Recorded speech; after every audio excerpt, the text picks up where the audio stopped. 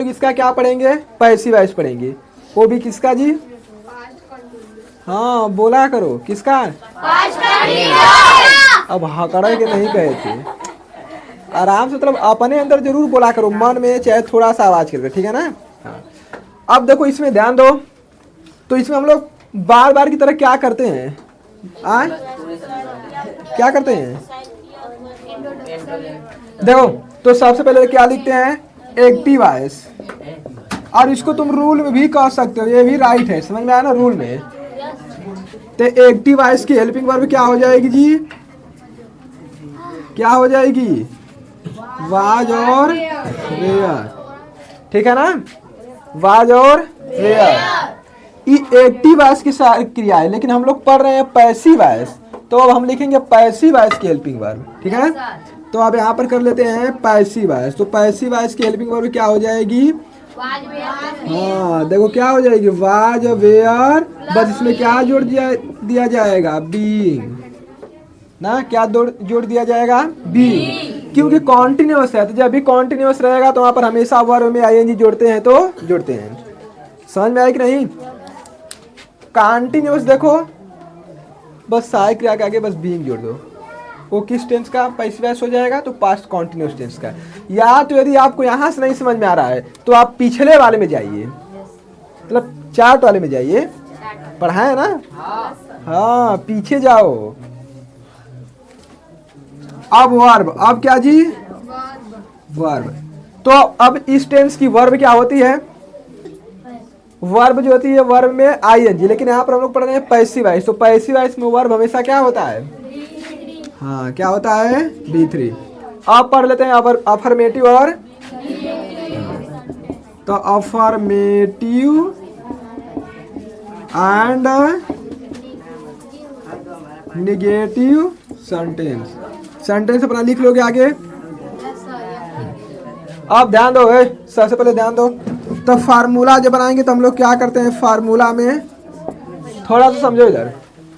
सबसे पहले फार्मूला में देखो, जब टेंस पढ़ते हैं तो वाक्य का प्रारंभ हम लोग किससे करते हैं? सब्जेक्ट से। लेकिन पैसिव वॉइस पढ़ेंगे तो वाक्य का प्रारंभ किससे करेंगे? ऑब्जेक्ट से, ठीक है ना? तो ऑब्जेक्ट हो गया प्लस हेल्पिंग वर्ब, तो पैसिव वॉइस की हेल्पिंग वर्ब। तो हेल्पिंग वर्ब क्या हो जाएगा जी?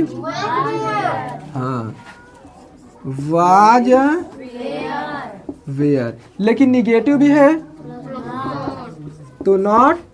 अब इसके बाद क्या जोड़ देंगे? हाँ बीइंग को नहीं भूलना है, बीइंग प्लस वर्ब का प्लस, यहाँ पर आप अदर वर्ड्स भी लिख सकते हैं, बाई प्लस सब्जेक्ट का ऑब्जेक्ट। इतना में तो किसी को नहीं दिक्कत होगा जी? तुम लोग एक काम बार बार करते हो ना?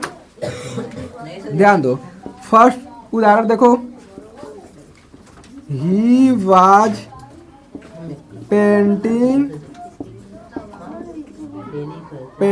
The wall. पैसिव वॉइस बनाते हैं तो हमें क्या चाहिए होता है जी? ऑब्जेक्ट। तो ऑब्जेक्ट को यहाँ पर लाओ, तो ऑब्जेक्ट हो जाएगा द वॉल।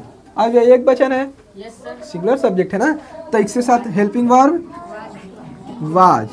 वाक्य नेगेटिव है तो नॉट को प्रयोग नहीं करेंगे। एंड आगे क्या हो जाएगा? वर्ब का थर्ड फॉर्म, ना नहीं बीइंग, क्या हो जाएगा जी? बीइंग। इसमें हो जाएगा फिर बीइंग, उसके बाद वर्ब का थर्ड फॉर्म, तो वर्ब क्या है? पेंट। तो पेंट का वर्ब क्या हो जाएगा? पेंटेड। अब क्या जी? वॉल, लेकिन हम यहाँ पर सब्जेक्ट लिखेंगे तो बाई हो जाएगा। अब सब्जेक्ट का ऑब्जेक्ट क्या हो जाएगा? हिम। क्या हो जाएगा? जब इसका हम लोग पैसिव वॉइस बनाएंगे तो जो इसमें ऑब्जेक्ट है वो कहाँ जाएगा? सबसे पहले तो इसका ऑब्जेक्ट यही रहेगा ना, द क्लोथ्स, ठीक है? अब इसके अनुसार हम लिखेंगे हेल्पिंग वर्ब। तो हेल्पिंग वर्ब देखो ये क्या है? प्लूरल सब्जेक्ट है, तो देखो यहाँ पर यस लगा इसलिए प्लूरल सब्जेक्ट होगा, तो यहाँ पर प्रयोग करेंगे वेयर का। किसका जी? वेयर। अब वाक्य निगेटिव है तो यहाँ पर क्या कर देंगे? नॉट।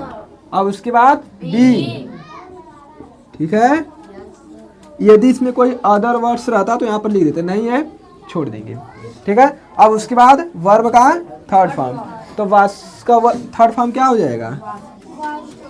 वास्ड। अब इसके बाद बाई गोलू का क्या हो जाएगा? बोलू नहीं, गोलुआ होगा। ठीक है, हाँ समझो जरा। देखो देखो इसको मैं बार बार समझाता हूँ ना कि इंट्रोगेटिव सेंटेंस क्या होता है। तो इंट्रोगेटिव सेंटेंस क्या होता है? इंट्रोगेटिव सेंटेंस दो प्रकार का होता है। फर्स्ट होता है यस और नो टाइप, और दूसरा क्या होता है?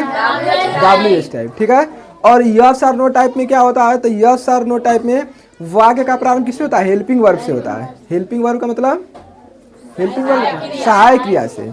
ठीक है, और WH टाइप का मतलब इस वाक्य का प्रारंभ क्वेश्चन वर्ड से होगा। तो इसमें चलते हैं। तो अब देखो इसका पढ़ेंगे इंट्रोगेटिव सेंटेंस। तो इंट्रोगेटिव सेंटेंस में अभी बताएं कि ये दो प्रकार का होता है। ठीक है, और अब इसमें मैं क्या कर रहा हूँ कि यस और नो टाइप या WH टाइप मैं दोनों के लिख देना हूँ। ठीक है ना, तो मैं डायरेक्ट अब फार्मूला में लिख रहा हूँ क्योंकि आप लोग बहुत पढ़ चुके हैं ये सब। ठीक है ना, ये पीछे ही वाला ना लोग चीज पढ़ रहे हैं जी, तो तुम लोग समझ जाओगे। तो इसमें लोग क्या पढ़ते हैं? सबसे पहले हम क्वेश्चन वर्ड लिख दें प्लस, अब इसके बाद हेल्पिंग वर्ब। तो हेल्पिंग वर्ब क्या होती है? वाज। उसके बाद क्या हो जाएगा? ऑब्जेक्ट। राइट और रंग। यदि निगेटिव होगा तो प्लस बी प्लस वर्ब का। यदि अदर वर्ड्स हो तो तुम लिख सकते हो प्लस बाई प्लस सब्जेक्ट का ऑब्जेक्ट क्वेश्चन मार्क्स। बताओ इसमें किसी को दिक्कत है? देखो एकदम आसान है, बस ध्यान से समझोगे ना तो हो जाएगा।